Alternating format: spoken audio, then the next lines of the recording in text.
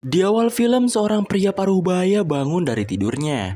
Terlihat wajahnya babak belur yang sudah jelas ia telah berkelahi. Lalu ia pun menyalakan sepuntung sebatsnya dan membuka sekaleng Whiskas. Tak lama kemudian, seekor kucing pun keluar dari balik jaketnya. Dua orang di hadapan pria tersebut bertanya siapakah engkau. Sebelum pria tersebut menjawab, film dengan judul Nobody pun dimulai. Who the fuck are you? Me? Kisah akan berfokus kepada seorang pria tadi bernama Hutch Mansell. Ia adalah seorang bapak rumah tangga yang terlihat biasa saja. Ia juga memiliki 2 anak. Terlihat setiap hari Hutch selalu melakukan aktivitas yang serupa. Buang sampah, ngopi, nguli, ngudut, olahraga, dan hal itu sangat monoton sekali. Come on!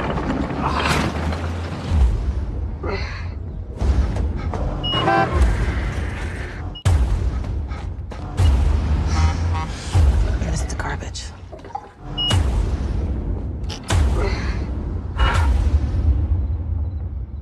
Singkatnya, pada suatu malam saat Hutch hendak tidur, ia merasa ada yang janggal pada rumahnya. Ia akhirnya ngecek kamar kedua anaknya. Ia pun lanjut memeriksa ruangan lain, dan ternyata ada 2 orang perampok yang sedang menggeledah rumahnya itu. Ia pun mengambil pemukul golf dan berusaha untuk menelpon pihak berwajib. Tapi tiba-tiba, Put the phone down. Now! perampok itu pun menodongkan pistolnya dan meminta sejumlah uang cash kepada Hutch. Hutch pun memberikan uang recehannya kepada perampok tersebut, beserta arlojinya yang ia pakai. Saat mengambil arlojinya, Hutch sempat melihat tato di pergelangan tangan si perampok. Tak lama kemudian, anak pria Hutch langsung membungkam perampok satunya. Sehingga saat pistol mulai mengarah ke anaknya sendiri, Hutch mendadak mengayunkan tongkatnya. Tapi ia tak jadi memukul perampok itu, dan ia malah menyuruh anaknya untuk melepaskan perampok yang ia smackdown. Dan akhirnya, para perampok itu pun pergi dari rumah mereka. Di sini anak pria Hutch merasa kecewa karena ayahnya malah membiarkan para perampok itu pergi. Bahkan ketika para polisi telah datang, salah seorang polisi di sana mengungkapkan hal serupa. Kalau ia ada di posisi Hutch, mungkin ia akan mengayunkan pemukul golfnya. Hal ini berdampak buruk untuk Hutch sebagai kepala rumah tangga kepada keluarganya. Karena patut dipertanyakan bahwa kepala keluarga seharusnya bisa menjaga istri dan anak-anaknya dengan baik. Hal serupa dilakukan oleh tetangga Hutch. Ia berkata bahwa ia berharap perampok itu datang ke rumahnya agar ia bisa membuat para perampok itu babak belur dengan pukulan-pukulannya. Tak hanya di situ, kabar kejadian semalam Hutch tersebar dengan cepat. Di tempat kerjanya, seorang adik dari istri Hutch atau adik ipar lah biar gampang gitu kan. Adik ipar Hutch mengungkapkan hal serupa. Ia mengungkapkan kekecewaannya karena ia rasa Hutch tak bisa menjaga keluarganya. Adik iparnya pun memberikan sebuah pistol untuk berjaga-jaga kepada Hutch. Ia pun menyembunyikan pistol tersebut ke dalam lemari es. Setelah itu, bapak mertua Hutch datang kepadanya. Ia berkata soal negosiasi di mana Hutch akan membeli perusahaan mertuanya itu. Tapi karena dari segi harga belum ada titik terang, mertuanya pun meminta Hutch untuk memikirkannya kembali. Di sela bekerjanya, Hutch suka menyalakan sebuah radio, di mana ada seseorang yang sering diajak ngobrol alias deep talk dengan Hutch. Seseorang di seberang radio itu mengungkapkan kekecewaannya kepada Hutch perihal kejadian perampokan di rumahnya. Ia juga menanyakan bagaimana kejadiannya, dan Hutch menceritakannya dengan detail. Ia tahu bahwa kedua perampok itu usianya sekitar 20 tahunan. Mereka terlihat putus asa sambil membawa pistol tua kaliber 38 spesial. Bahkan mengejutkannya lagi, pistol itu tak memiliki peluru. Dan inilah alasan mengapa Hutch tak ingin memukul mereka karena ia tak ingin melakukan kekerasan. Di sini patut kita pertanyakan, siapa sebenarnya sosok Hutch Mansell ini?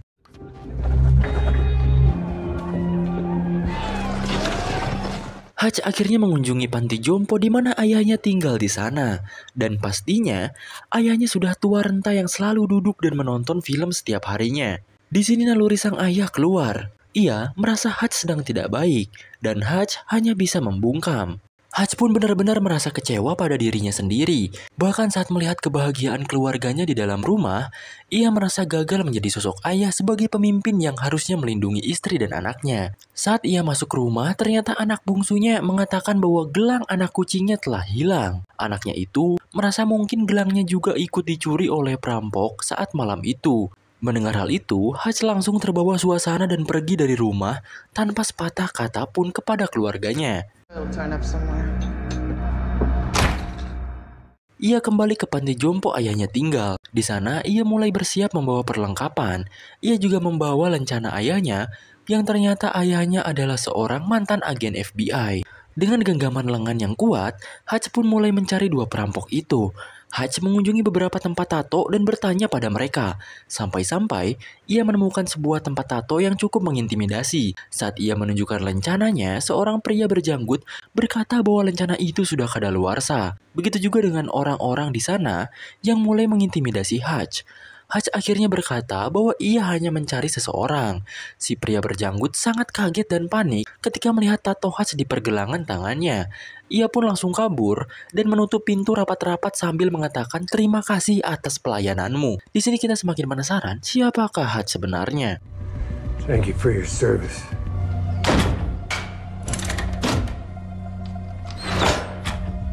Dan disinilah Hutch mulai mengetahui di mana keberadaan para perampok tersebut. Hutch pun akhirnya datang ke kediaman para perampok itu. Ia langsung menghajar dan mengambil arlojinya. I'm a good man. The kitty cat bracelet. Tiba-tiba saja terdengar tangisan bayi di ruangan lain. Hal ini membuat Hutch menghentikan perbuatannya. Ia langsung keluar dan melampiaskan amarahnya kepada tembok yang tak bersalah. Saat perjalanan pulang, ada beberapa orang mabuk yang mengendarai mobil ugal-ugalan. Mereka menabrak palang yang membuat bis yang ditumpanginya berhenti. Di sini, Hutch berharap mereka masuk ke busnya, agar ia bisa melampiaskan emosinya kepada orang-orang brengsek itu.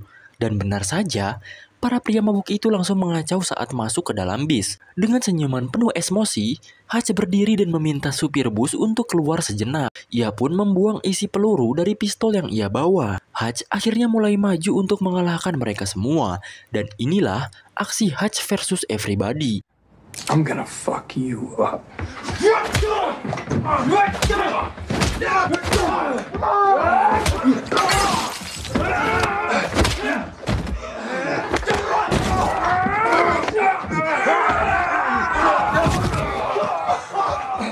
Saat mereka dan Hutch tersungkur, Hutch mencabut tusukan pisau di pahanya, dan mereka mulai bertarung kembali.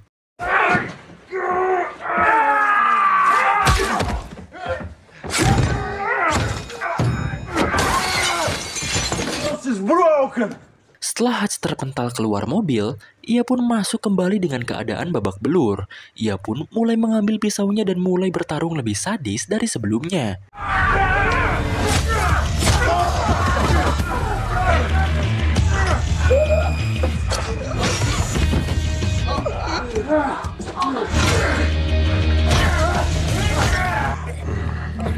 Hutch berhasil melumpuhkan mereka semua. Ketika seorang pria yang ia pukul sekarat, ia pun merobek tenggorokannya dan memasukkan sedotan ke dalam robekannya itu agar pria tersebut bisa bernafas. Dengan keadaan babak belur, Hutch pulang ke rumah. Di sana terlihat sang istri yang sedang menunggunya dengan khawatir. Akhirnya semua lukanya pun telah diobati.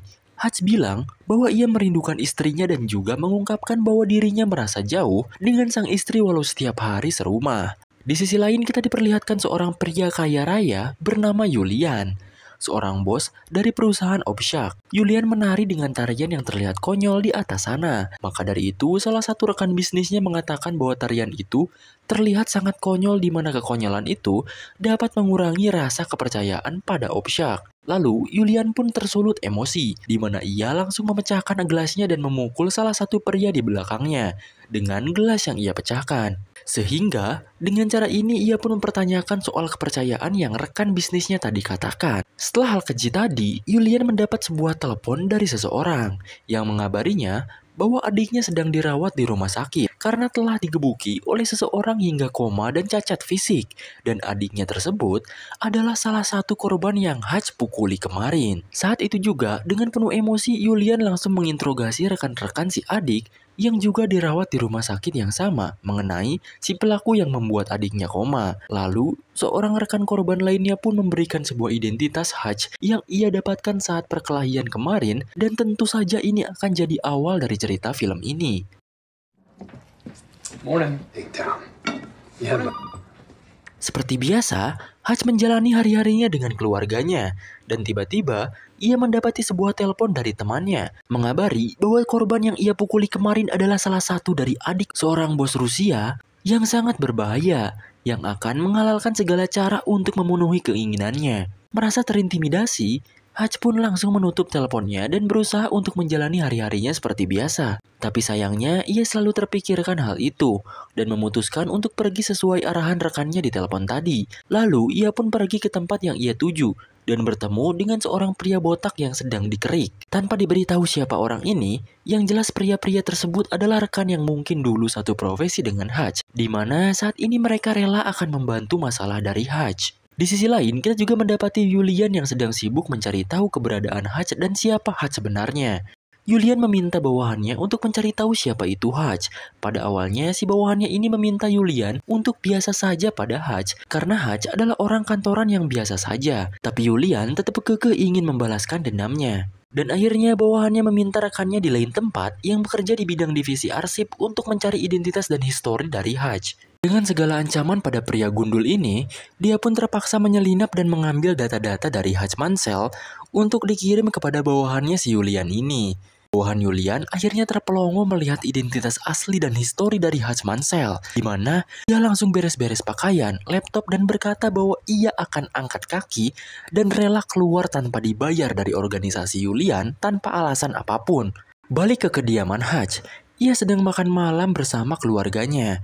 Mengetahui bahwa dirinya sedang diawasi oleh organisasi mafia yang cukup besar, ia pun memutuskan untuk mengajak keluarganya untuk liburan ke Italia. Belum beres mereka membicarakan liburannya, ia pun merasakan hawa-hawa kedatangan para mafia pesuruh Julian ke rumahnya. Lantas dengan sigap, Hutch langsung memerintah istri dan anak-anaknya untuk pergi ke ruang bawah tanah. Dan dengan panik sambil bertanya-tanya, mereka pun ke ruang rahasia di mana sebelum Hutch pergi, ia mencium istrinya dan meminta untuk tidak menelpon 911 alias 911. Para bawahan Julian pun mulai menyelinap masuk ke rumah Hutch dan inilah aksi adu mekanik Hutch versus everybody.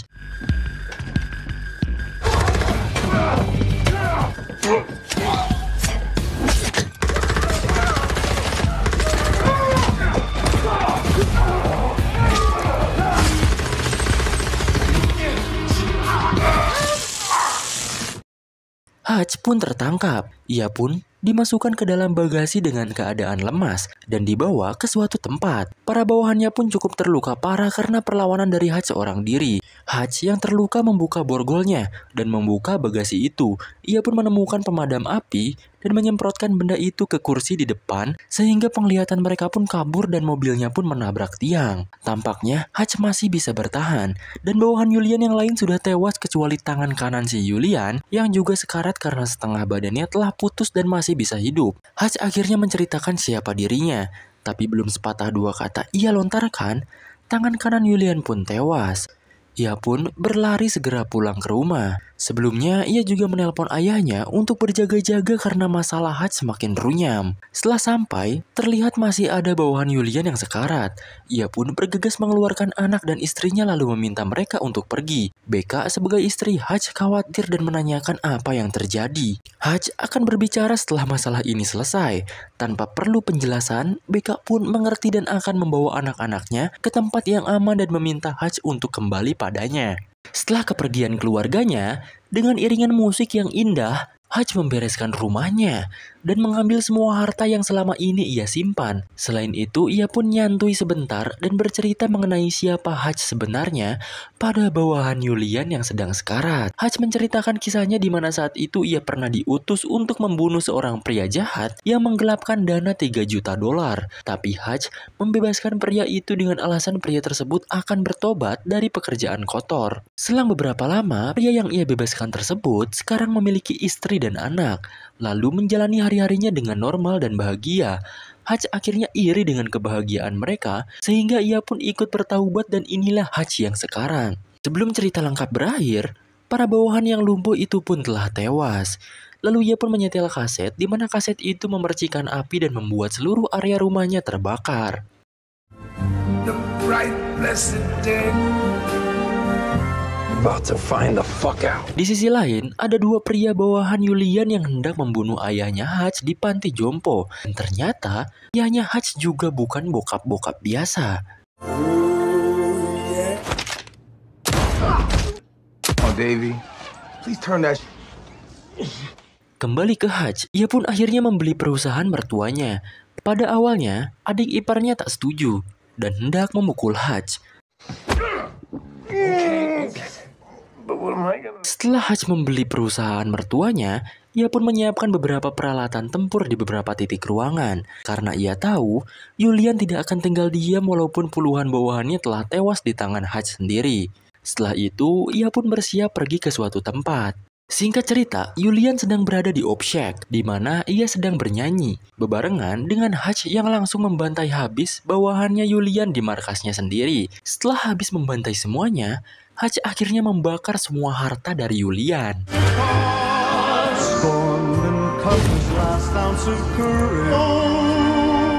Setelah nyanyian beres, Julian turun dari panggungnya. Ia berjalan ke sebuah meja di mana Hutch sedang menikmati hidangannya dengan santai. Julian agak bingung dengan manusia overpower satu ini.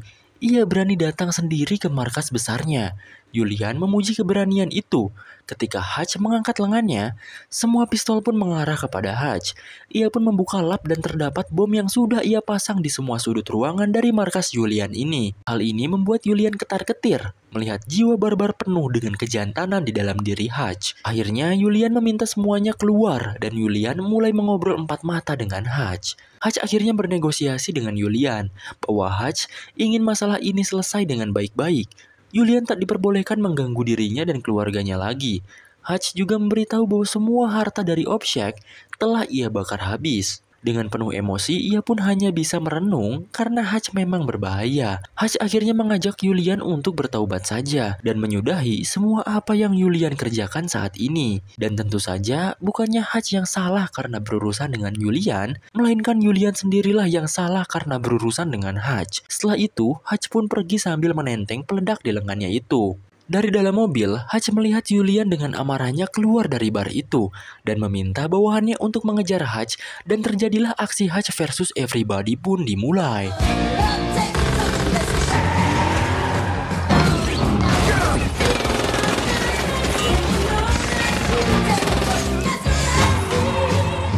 Dengan segala perjuangan Hutch berhasil menggiring Julian and Squad ke tempat yang sudah ia rencanakan, dan adu tembak pun terus terjadi di sana.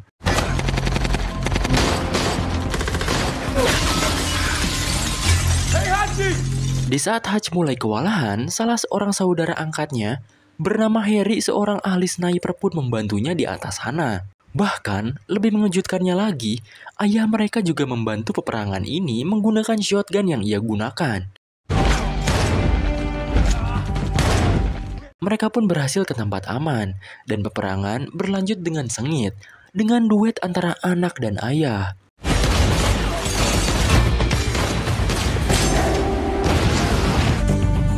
Harry dengan snipernya mampu membunuh orang-orang itu dengan tingkat mekanik menggunakan snipernya dari jarak dekat.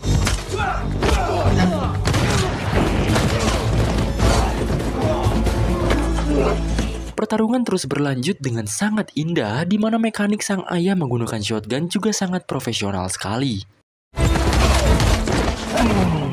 Hutch berhasil memasang ranjau. Ketika para lawan mulai membuka pintunya, ledakan pun tak terhindarkan. Ia pun mengambil pistol yang ia simpan di kulkas dan memulai aksinya kembali.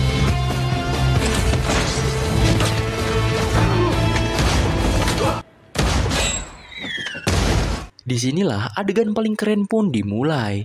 Musik pun mulai menyala. Sang ayah, Hutch, dan saudaranya Harry pun melakukan trio versus squad.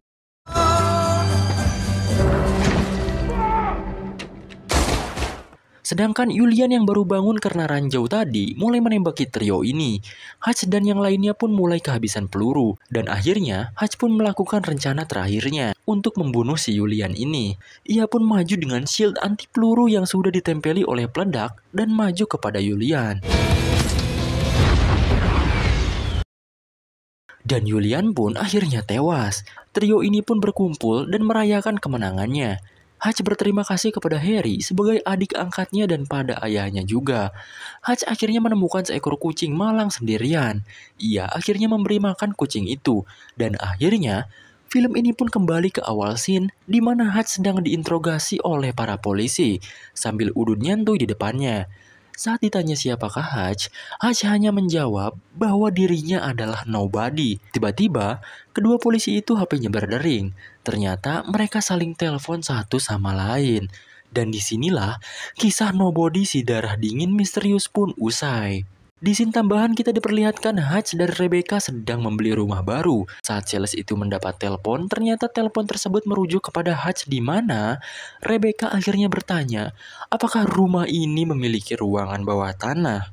Dan film pun tamat.